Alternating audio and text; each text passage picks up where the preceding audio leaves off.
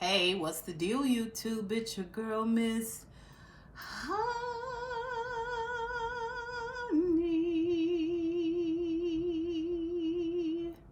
Welcome back to the channel.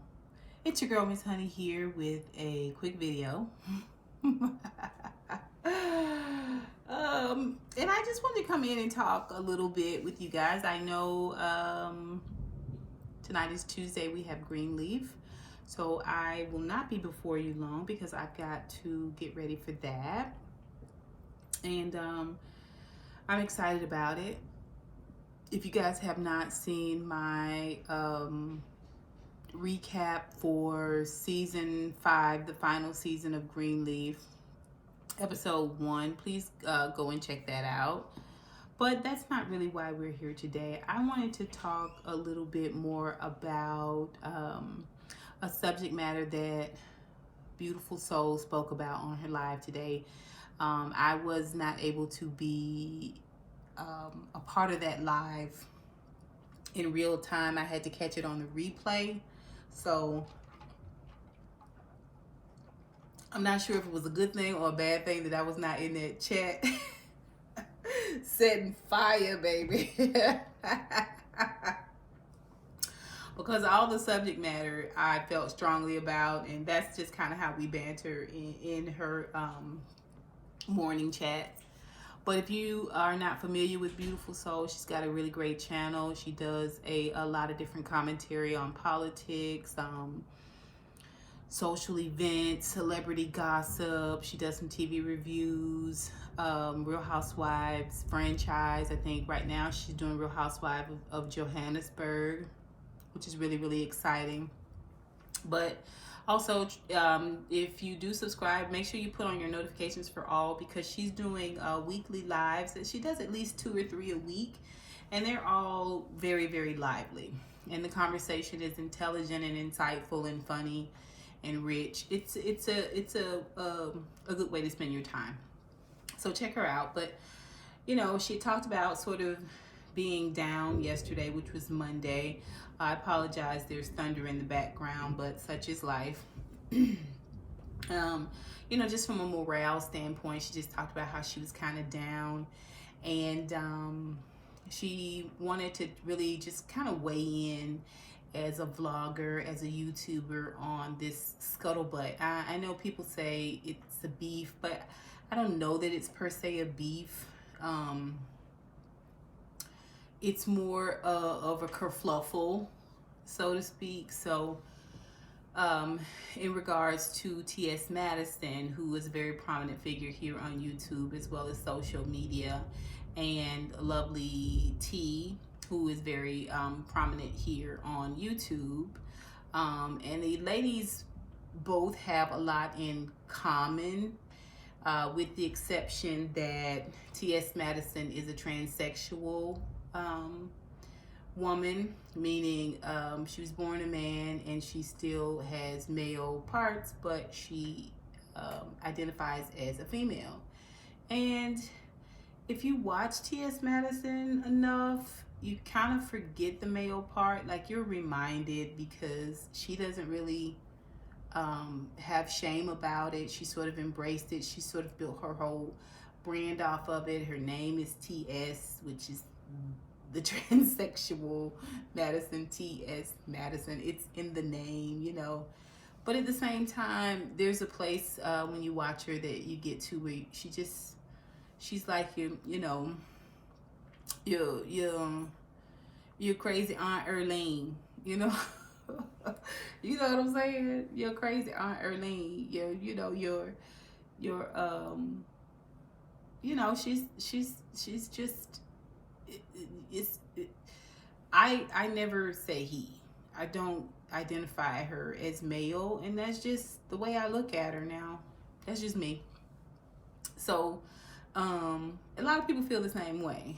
But, you know, if you're going to identify someone correctly, she identifies as a transsexual woman, right? And LovelyTi is a heterosexual female, from what I understand. Anyway, that's the thing that they have that makes them different, I guess. But just about everything else, they both are business owners. They both had large followings and then lost their channels, had them snatched or whatever, and had to rebuild, and have both rebuild on an astronomical level, to an astronomical degree, you know, for whatever it is. T.S. Madison has a huge following. She's got the Maddie Mob. LovelyTi has almost 1 million subscribers. She's got the Tea Sippers. Maddie has her own business where she sells, you know, t-shirts and coffee mugs, and she's got her own website where she sells her adult films. She doesn't really talk about a lot. That's sort of passive income, and it's like a part of her past, but not really, you know, because she still gets residuals, but she's getting income. Like, she's getting the bag for it. Good, bad, right, wrong, whatever, however you look at it, she's still getting the bag for it. And that's what we're talking about, you know, in terms of entrepreneurship, right? LovelyTi's got her tea. I think she's got a skincare line now.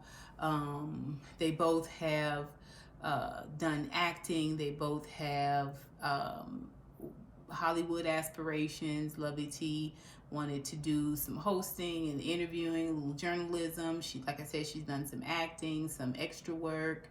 T.S. Madison's been on TV. She's had little shows on TV. She's had roles and parts on major television productions. She's had an online show for quite some time, not just you know, commentary or giving her opinion, but you know, most people knew T.S. Madison from the Vine, and then they became more familiar her when she was part of the Queen's Court with Kaya, and then, you know, that kind of blew up, and she did her own thing, and she just, you know, it was a bit of a stumble. It was a bit of a snag, but she picked herself up and she jumped right back on the horse, and she hasn't stopped. Even in the quarantine. She does Maddie in the morning, every morning, you know, around brunchish. It's not really morning, but it's more brunchish. Everybody loves her and her mom, LovelyTi. Same way. She had this you know, this sort of hiccup with another YouTuber out here, and that was a big hullabaloo. And she was able to sort of, you know, jump out of the car and tumble and roll and get herself upright and continue building her brand. So like I said, they have a lot in common, both being YouTubers as well.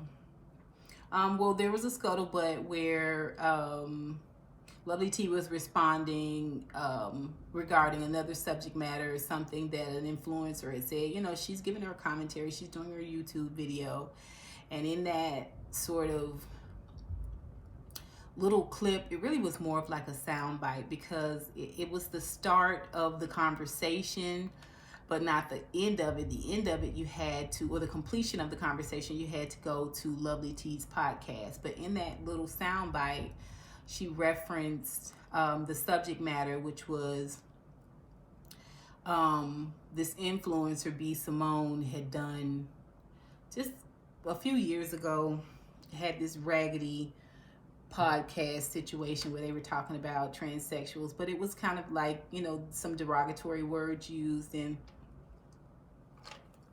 conversation. It was just misinformed conversation, just ignorant conversation that had no balance or clarity, or wasn't informative. It was just, anyway, T.S. Madison weighed in on it on social media, and she felt like if anybody should be talking about the subject of transsexuals or transgendered, these ladies certainly weren't anyone to be doing it. Like, you know, she was offended. And LovelyTi's point was to present the story and say this is what happens, but she also, in just the last few moments of this little soundbite, she says that T.S. Madison weighed in on it, and she really is the last person who should weigh in on it, because she loved to drag, or she's always dragging black females. And T.S. Madison responded in a video in T.S. Madison's style. If you guys watch her, you know she's raw and uncut and unfiltered, and it was unbridled. And it still wasn't full on go for the jugular. She really just kind of stung her a couple of times, but it was still kind of brutal, you know, because she was upset. She was upset. And then it was back and forth with the tea sippers and the Maddie mob, and people saying that Madison should have went to the podcast and listened to the rest of the commentary, and it would have all made sense. All of this stuff. So this is what Beautiful Soul is talking about, and she was weighing in on it on her end of it, and you know, the right and the wrong of it, how she just felt about it point blank. For a lot of us YouTubers that watch them both, who are not just content creators but are also subbies and fans, it was messy. It was messy. It was unnecessary, and it was uncalled for. You know how it all went down. And like I said, everybody on the tea sippers side was saying Maddie should have listened to the rest of the podcast, and you know it would have made sense. Well, also T.S. Madison verbally gave LovelyTi a tongue lashing, but also she posted a clip of LovelyTi talking about George Floyd and Rayshard Brooks as it pertains to their past, and people considering them heroes when they really were less than heroic, or I guess less than admirable humans. I really don't know what her point was, honestly, but T.S. Madison showed that just as a way, I guess, to say if anybody should be the last person talking about anything, is you about this, right? So again, people felt like, oh, you don't understand LovelyTi's the context of it, and you didn't hear the rest of what she said. And I kind of agreed with it because I heard that commentary from LovelyTi and it offended me. I didn't see the point in bringing up George Floyd or Rayshard Brooks' past. I didn't see the point in dropping a line like they're worth more dead than alive. I didn't find it edifying at all, and I was downright offended. So I could understand where T.S. Madison was coming with that. But again, I'm just all kind of watching. But the more I hear people say, go watch the podcast, you should need to have the context of it and all of that, which I think are very good things to do, especially when you're trying to get clarity on a situation. But I guess my issue is with dropping the bomb. My mom used to tell us as a way to talk to us about behaviors and carrying yourself a certain way. She used to say, when you fighting with somebody, if another individual comes around the corner, they don't see who's right or who's wrong. All they see is two people fighting. Okay? And so from on the outside looking in, all they see is this bickering or this scuffle, right? They don't see everything behind it. And then once you go and you get the story and all that, maybe then you can decide, oh, Bob was right or Bill was right. But in that moment, all you see is two people fighting, right? And so I kind of make that applicable to this, what happened between the two of them. When LovelyTi dropped this soundbite, one saying that T.S. Madison always drags black women or is always dragging black women on her channel. We used to call it fronting. They call it throwing shade, but we used to call it fronting.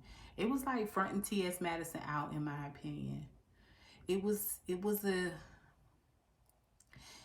definitely throwing a rock. And a little bit later, we kind of see her hide her hand. That's just what it was. People say, I give my opinion. Yeah, but you know, you was taking a dig at her. You was slighting her. You know that you were.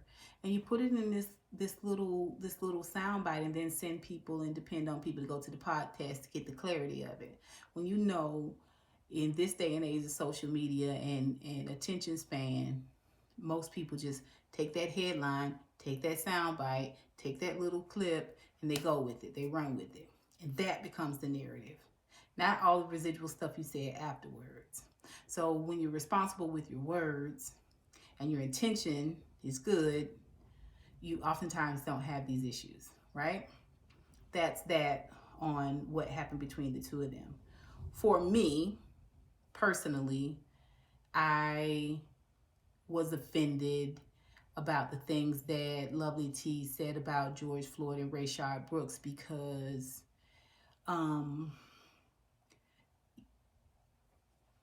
it was so unnecessary. It didn't need to be said. It was irrelevant. And what she was saying was that these individuals weren't heroes. They weren't good people. And we don't need to be looking up to them. What are you talking about? What are you talking about? The only reason we're talking about them is because they were murdered. The only reason that any of us have these individuals' names on our lips is because they were brutally murdered by the police. Why are you bringing up the past? It almost devalues their lives. I felt this way during the clip. I felt this way when she had follow-up commentary that was supposed to clear it all up and sort of expound on it. I listened to all of that. I still am offended. I still don't see why she said it, except it's supposed to be a log on a fire that's already burning out of control.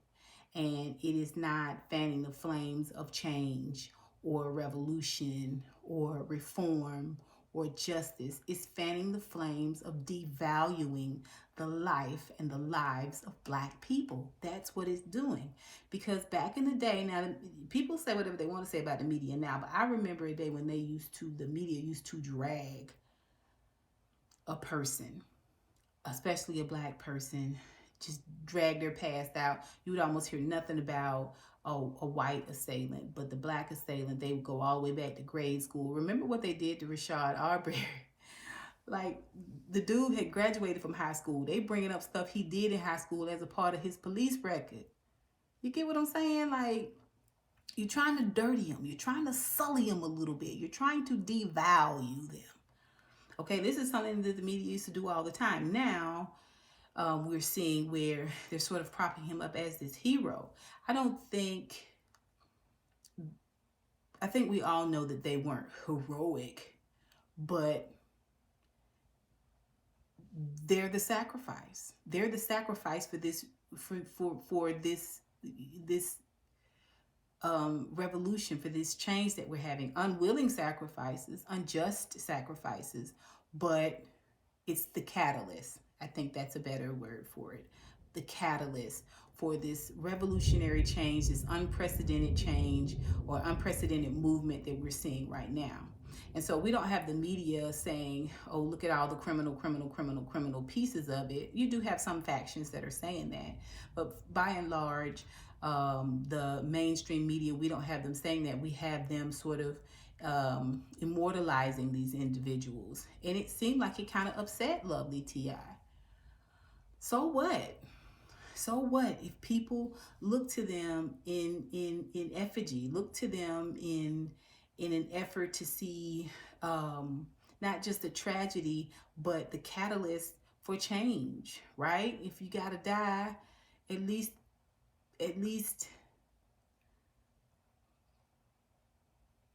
make changes, at least invoke something. Let it be of some good. It's of no good. It's a no good thing that happened, but maybe it can be of some good. It's a bad thing, but maybe we can turn this into a good thing in terms of how it propels us as a people, how it motivates us as a people. I mean, we're going into what, 28 days of protesting on some level, right? So, what's your point? Like, what's your point in bringing up their past? No one's seeing them as a hero. I mean, and then to just go on and say they're worth more dead than alive. Um, I don't know. It's just thoughtless. It's thoughtless. It's a careless metaphor. It's a poor way to put things. It's a poor way to put things. Um, and just like with the T.S. Madison thing, it almost feels like you're passing the first lick. It's almost feel like you're attacking, to talk about all the money that the family is getting, all the money that the daughter is getting. So what? What's the value of a life? That's the point. What is the value of a life? Okay, are we saying, okay, you didn't have a really great past, so the value of your life is a little bit less? What's the value of healing? What's the value of mourning? What's the value of tragedy? What value do we put on seeing your loved one be brutally murdered in the street, in audio and visual, over and over again, and they still haven't had the trial? They still haven't had the trial. What's the value in that? What price do you put on those things? So what? We see where white supremacists and the white elite pour into white assailants, people like George Zimmerman and the like. They fund their legal team. They fund their lifestyles. I mean, as far as I know, George Zimmerman, I think he's doing gun shows. I mean, he's making good money. They talked about seeing him with $500 shades on. He's like a celebrity amongst Caucasians. Some Caucasians, people who believe in that way, but they put their money behind it. They're putting their money behind it, right? So, yeah, what's the value of it? So what? If they open the mint and let George Floyd and Rayshard Brooks' family run in and gather all that they could carry, it still wouldn't be enough, because their life is priceless, which is why we shouldn't be taking it. Which is why we shouldn't be taking it willy-nilly like this. Okay, because we can't even create life. Yes, we can carry, but we can't create. Okay? Cannot create. Only the Father can create, right? So we should have a lot more reverence for life in itself. But when something tragic like this happens, what is the value on it? Do we say, okay, is it like an actuary? In order to put value on it, you've got to have all these components. Were they a good person? Did they go to Sunday school? Did they follow all the rules? Did they have any infractions? Was there anything untoward? Okay, all of this is going to put you into a negative. And when we get it all down and boil it all down, tip by tip, yes, let's see here. Your life is worth what? What does that, their past, have to do with anything?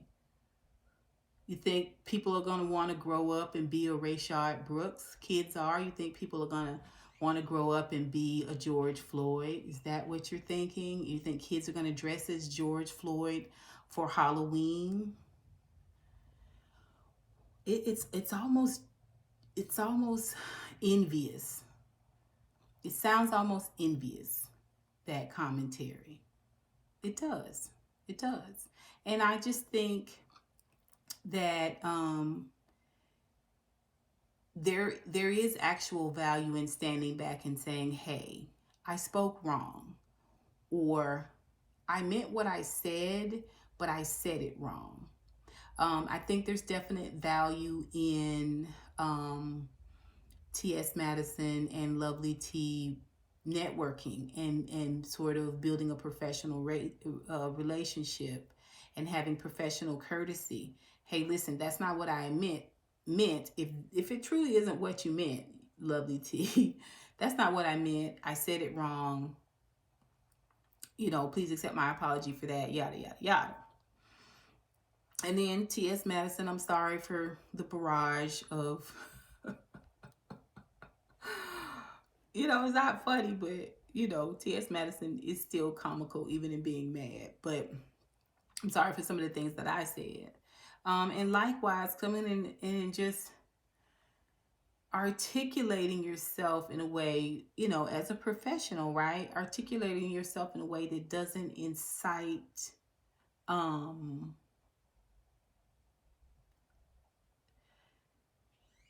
it doesn't highlight, doesn't devalue, doesn't diminish, and then try to follow it up with all the, like, all I know is, Lovely T, sis, when I came around the corner, I saw you dragging George Floyd and Rayshard Brooks, in my opinion. That was my perception of it.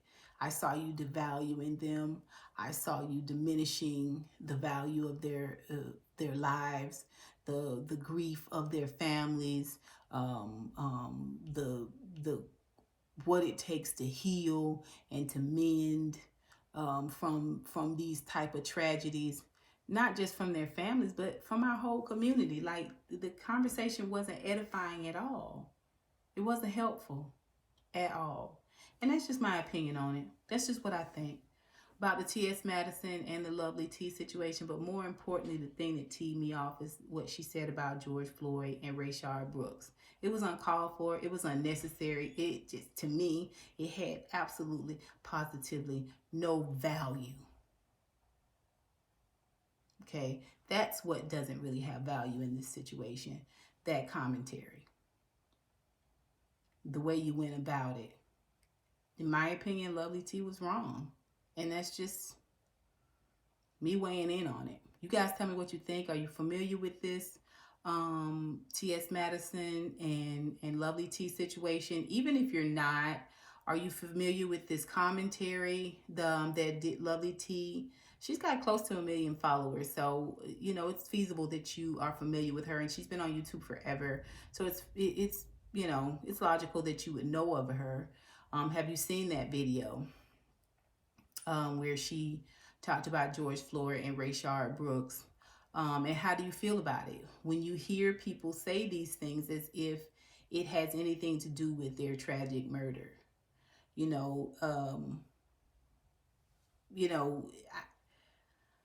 I just don't get what you're upset about. People wearing t-shirts with their faces on it. It's our reminder. It's our reminder that this thing happened. These horrible, brutal things happen. And they didn't need to happen. But apparently when she sees these images or hears this conversation, all she can think about, I guess, is their past. Why shouldn't his family receive financial support? They should receive a lot more. They should sue the city of Minneapolis, the police officers and the police department. Okay, and hopefully the money that they get will help fund change, help fund legal action, help fund the changing of laws, actual paperwork. Okay, and defund the police and break up these police unions, get more accountability. I hope money is used for all of these things. You guys tell me what you think. Put it down below. And until next time, honeybees, stay tuned for Greenleaf tonight. Season 5, episode 2. Until next time, honeybees. Mwah, mwah, mwah. I holla.